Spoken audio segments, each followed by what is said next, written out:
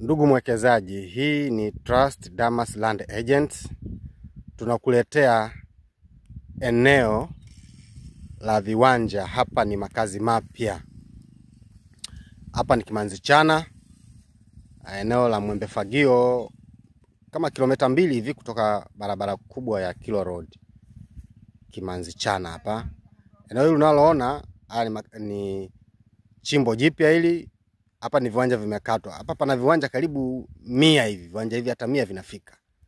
Kwa hiyo tunakukaribisha ndugu mwekezaji. Ukitaka kiwanja kimoja wapo hapa, kama unavyoona site yote inakata viwanja hivi. Viwanja na mabarabara yake. Hiki ni kiwanja cha kwanza kama unavyoona hapa, kimekatwa mpaka kule na mitaa yake. Kwa hiyo ukivihitaji viwanja hivi ndugu mteja, tunakukaribisha sana. Bei yake ni shilingi 300,000 tu. 300,000 ndugu mteja, unapata kiwanja chenye ukubwa wa futi 50 kwa 40. Ukitaka kupata viwanja hivi tafadhali piga 0786 47 17 27 ndugu mteja.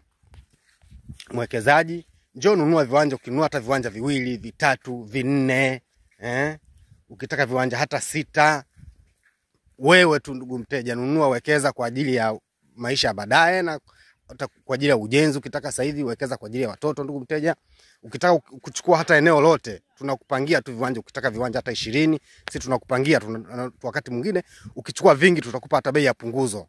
Kupunguzia hata 50,000, tunguzia hata 50,000 ukitaka ndugu mteja, kama unachukua vingi. Lakini kama unachukua kimoja, 300,000 mkononi. Ukichukua viwanja kuanzia 10, sisi tutakupa kwa 50,000, kwa 2,500. Tunatoa 50,000 hapo. Ndugu mteja, kama unavyoona hii ni barabara mtaa mpya hii. Hapo tunatengeneza ni beacon hizo kwa ajili ya kutengenezea viwanja vyenyewe, kuvipima. Ndugu mteja, hapo na tayari kuna mtu kashachukua hiki. Mwenyewe anaitwa Liwatan, kashachukua viwanja vyake kama 10 hivi tayari. Tunakusubiri wewe ndugu mteja. Karibu, kama unaweza ukatembea na mimi ukaangalia site jinsi ilivyokaa hii mteja kule. Ndugu mwekezaji, tunakukaribisha. Karibu sana. Kama unavyoona viwanja mpaka kule, unaona mnavyotembea sio rahisi kutembea mpaka tumalize, na maana tutakuwa tumaliza muda. Kwa hiyo tunakukaribisha. Karibu sana ndugu mteja, tukuhudumie. Tumeshamaliza kwa sababu tunatakiwa